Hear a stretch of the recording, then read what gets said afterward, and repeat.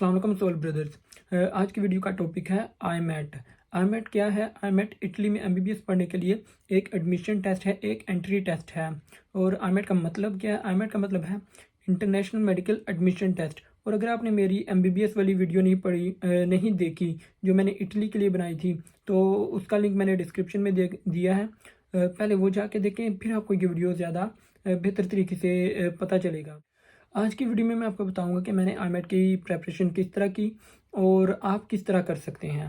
तो सबसे पहले आईमेट की प्रेपरेशन से पहले मैं आपको कंपैरिजन करता हुआ चलूँ एमडी कैट में और आईमेट में, क्योंकि पाकिस्तान में एमडी कैट चलता है और साथ में मैं नीट का भी जो इंडिया में चलता है उसके साथ भी कंपैरिजन कर देता हूँ।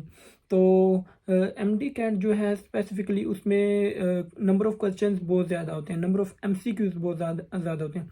तकरीबन 200 एमसीक्यूज होते हैं जो आपने ढाई घंटे में ना सोल्व करना होता है। लेकिन आईमेट में इस तरह नहीं होता। आईमेट में तकरीबन 60 एमसीक्यूज होता है और 100 मिनट में यानी 1 घंटा 40 मिनट में आपने सोल्व करने होते हैं। लेकिन जहां आपको इतना डिफरेंस नज़र आ रहा है कि आईमेट के लिए टेस्ट टाइम बहुत ज़्यादा दिया है और जो एमडी कैट के लिए टाइम बहुत कम दिया है, तो इसमें एक बात अपने ध्यान में रखें कि जो आईमेट है वो ज़्यादातर लॉजिकल है। वो उसमें रट्टा कुछ भी नहीं होता। उसमें कोई ऐसा, जैसे एमडी कैट में कोई 60% जो है ना रट्टा चलता है, मतलब कि डायरेक्ट आंसर आए होते हैं। उसमें आपको सोचना नहीं पड़ता, आपको डायरेक्ट बता दिया जाता है कि रेड ब्लड सेल्स का साइज़ कितना है, इतना 7 माइक्रोमीटर इतना है, आपने लगा दिया। लेकिन एमडी कैट आईमेट में इस तरह नहीं है। आईमेट में हर क्वेश्चन बहुत ही लॉजिकल है। उसमें आपको बहुत ही क्रिटिकली सोचकर एमसीक्यूज के आंसर लगाने होते हैं।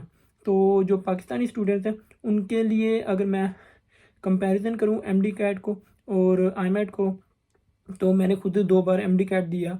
लेकिन क्योंकि अब जैसे मैंने आपको बताया, एक तो उसके क्वेश्चंस बहुत ज़्यादा होते हैं, ऊपर टाइम कम बहुत होता है। लेकिन उसमें ये फ़ायदा होता है कि उसमें काफ़ी डायरेक्ट आपको, मतलब कि एक ही नज़र में 10 सेकंड में आप उसका आंसर जज कर लेते हैं एमडी कैट में। और आप उसमें आंसर लगा लेते हैं। और एमडी कैट में आप 200 में से कोई 160 170 180 एमसीक्यूज भी लेकर एडमिशन अवेल नहीं कर सकते, यानी आपका एग्रीगेट नहीं बनता और आप एडमिशन से रह जाते हैं। मेरा भी यही सेम कंडीशन थी कि मैंने भी 2 बार दिए थे। एक बार मेरा 175 थे, 179 थे, तो मेरा एडमिशन नहीं हो सका। और दूसरी वजह यह है कि पाकिस्तान में कंपटीशन बहुत होता है, यानी 3000 4000 मेडिकल की सीट्स होती हैं और उस पर तकरीबन 2 लाख बच्चा compete कर रहा होता है। तो इतने ज़्यादा कंपटीशन में आप सीट अवेल नहीं कर सकते।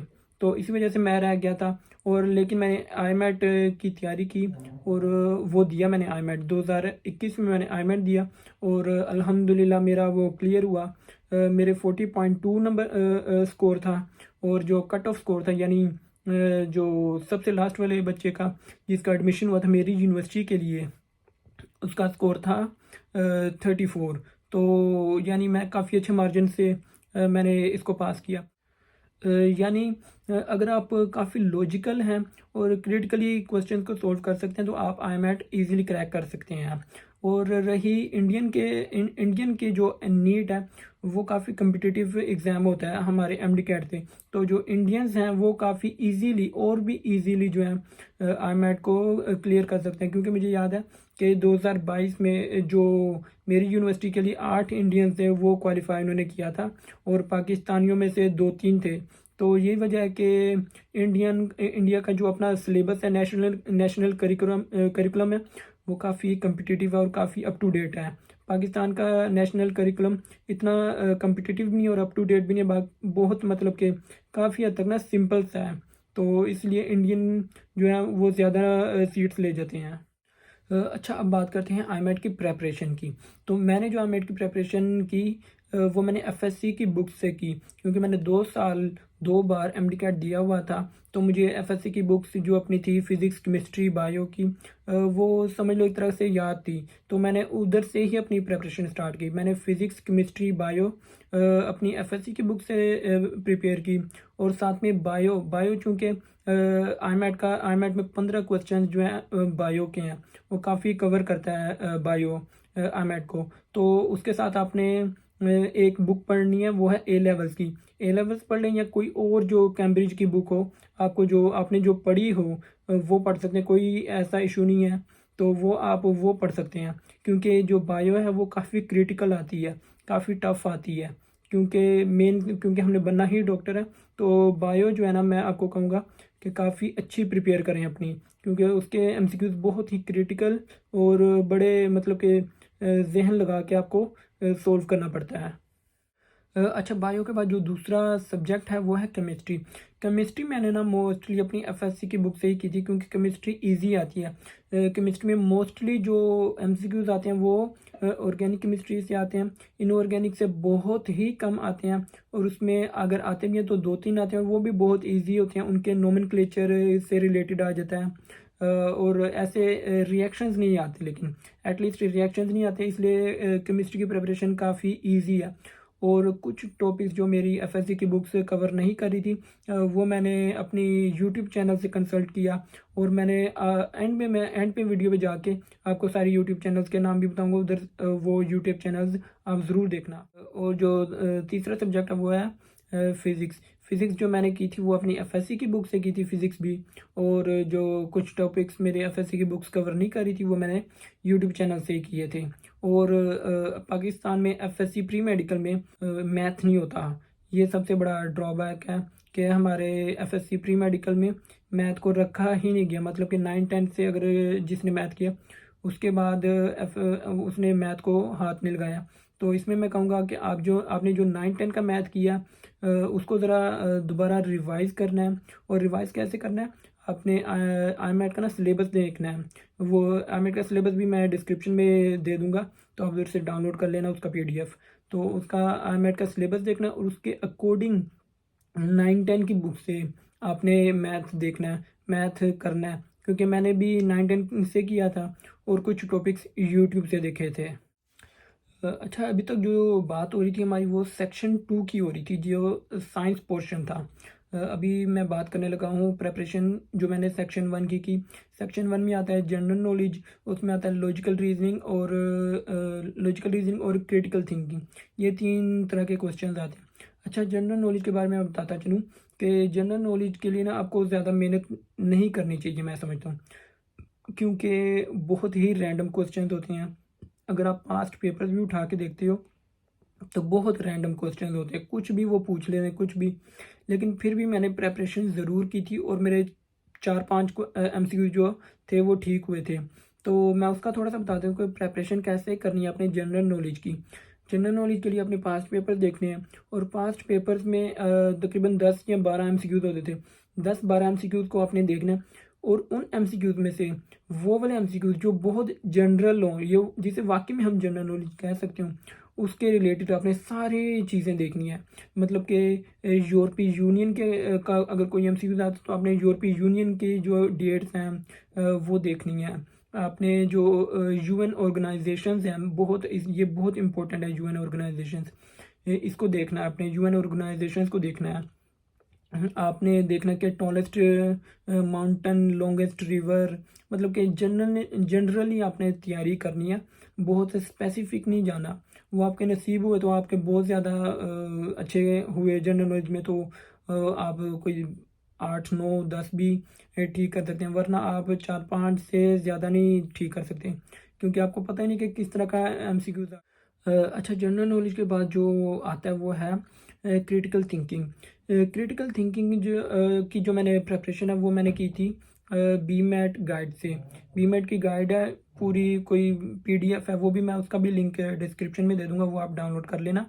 उसमें कंप्लीट बताया गया है कि आपने किस तरह के एमसीक्यूज आते हैं, और किस तरह आपने उनको टैकल करना है। तो इनमें ना 6 तरह के एमसीक्यूज आते हैं, जिनका मैं अभी आपको मैं बता देता हूँ कि किस तरह के एमसीक्यूज आते हैं। इसमें एक आता है MCQs identifying the main conclusion, यानी आपको एक पैराग्राफ दे दिया जाता है, और उसमें आपने उसका कंक्लूजन बताना होता है। फिर आता है ड्राइंग ए कंक्लूजन, उसी तरह का ही है आइडेंटिफाइंग एन अजम्पशन। ठीक है, ये भी एक क्रिटिकल थिंकिंग की टाइप है। Assessing the impact of additional evidence, ये भी इसका एक टाइप है। और डिटेक्टिंग रीजनिंग एरर्स और मैचिंग आर्ग्यूमेंट्स। ये 6 तरह के ना 6 टाइप्स के क्वेश्चंस आते हैं क्रिटिकल थिंकिंग के। क्रिटिकल थिंकिंग के लिए ना मैं एक सेपरेट से वीडियो बनाऊंगा, तो वो आप ज़रूर देखना। उस पर मैं एक क्रिटिकल थिंकिंग को अलहदा से कवर करूँगा, तो वो आपके लिए हेल्पफुल भी होगी, उससे आपको एक आइडिया भी हो जाएगा। और जो लास्ट पोर्शन है वो है लॉजिकल रीजनिंग का। लॉजिकल रीजनिंग की मैंने बिल्कुल प्रेपरेशन नहीं की थी। वो इसलिए नहीं की थी क्योंकि ये आपके मतलब के जैसे नाम से ही पता चला है लॉजिकल रीजनिंग, कि आपका दिमाग कितना हाजिर है और आप कितनी अच्छी तरह असेस कर लेते हैं क्वेश्चन को। तो इसके 2-3 क्वेश्चन आते हैं जिनमें से आप बहुत अच्छे हुए तो 2 कर लेंगे। मैंने एक किया था और वो मेरा ठीक भी हो गया था, क्योंकि इजी था इसलिए ठीक हो गया था। तो ये जो बाकी इस तरह आपने ना आईमेट की तैयारी करनी है। बहुत ज़्यादा इसको बहुत ज़्यादा बुक्स नहीं पढ़नी। जो सबसे ज़्यादा नुकसान करते हैं बच्चे वो ये करते हैं कि बहुत ज़्यादा बुक्स पढ़ लेते हैं। और दूसरा, आपने टाइम मैनेज बहुत अच्छे तरीके से करना है। दिखने में आपको 100 मिनट होते हैं आपके लिए, 100 मिनट होते हैं देखने में, लेकिन वो जब आप टेस्ट करने बैठते हैं तो टाइम बिल्कुल उड़ता जाता है। तो बड़े अच्छे से आपने मैनेज करना है और पहले से मैनेज करना है। और इसके साथ साथ टेस्ट की जो है आपने प्रैक्टिस भी करनी है। प्रैक्टिस किस तरह करनी है? बीमेट के 5 पेपर्स और आईमेट के 5 पेपर्स ये आपने सोल्व करने हैं। और सोल्व कब करने हैं? जब आप आईमेट की बहुत अच्छी तैयारी कर लें तब करने हैं, उससे पहले नहीं करने हैं। जो मैंने यूट्यूब चैनल्स के नाम बताए थे वो भी मैं बता देता हूँ। एक जो यूट्यूब चैनल है वो है दी ऑर्गेनिक केमिस्ट्री ट्यूटर। इसका जो यूट्यूब चैनल है बहुत अच्छा है। इसका लिंक भी मैं डिस्क्रिप्शन में दे देता हूँ, आप जाएं इधर। इधर आप फिजिक्स, केमिस्ट्री, बायो, मैथ हर तरह का सब्जेक्ट आपको मिल जाएगा। इसके बाद मैंने कुछ टॉपिक से फिजिक्स वाला से भी तैयारी की थी। और इसके बाद जो था जो बायो का पोर्शन है, बायो का पोर्शन है ना, एक यूट्यूब चैनल है made school EU। Made school EU इसने तकरीबन सारा सिलेबस जो है आईमेट का, बायो के रिलेटेड सारा सिलेबस आईमेट का, वो सारा इसने कोर्स बनाया और बहुत अच्छा बनाया। आप उधर जाएं, इसका भी इन सब के लिंक मैं ना डिस्क्रिप्शन में दे दूंगा, तो आप उधर जाएं और इसकी इनसे ज़रूर सीखें और अपने नोट्स चाहे बना लें। मैंने भी नोट्स बनाए थे, आप अपने नोट्स बना लें अलहदा से उसको बार बार रिवाइज करने के लिए, ताकि आपको बार बार यूट्यूब चैनल ना देखना पड़े। उसके नोट्स बना लें अपने आसानी के लिए, और कभी भी आप उन नोट से पढ़ सकते हैं। ये भी बताता चलूँ कि MCQs किस तरह डिवाइड हुए हैं। जो जनरल नॉलेज के लिए वो 10 MCQs हैं, और जो लॉजिकल क्रिटिकल थिंकिंग के लिए वो तकरीबन 12 MCQs हैं। उसके बाद बायो के लिए 15 MCQs हैं, और 15 MCQs केमिस्ट्री के लिए हैं, और 10 MCQs फिज़िक्स मैथ के लिए हैं। तो आप इनको भी ज़रा नज़र में। अगर आपको वीडियो अच्छी लगी तो आप चैनल को सब्सक्राइब और वीडियो को लाइक ज़रूर कर दीजिएगा। और अगर आपके कोई क्वेश्चंस हैं तो आप वो कमेंट में पूछ सकते हैं। मैं आपको जितनी जल्दी हो सकेगा मैं उसका आंसर करने की कोशिश करूँगा। शुक्रिया।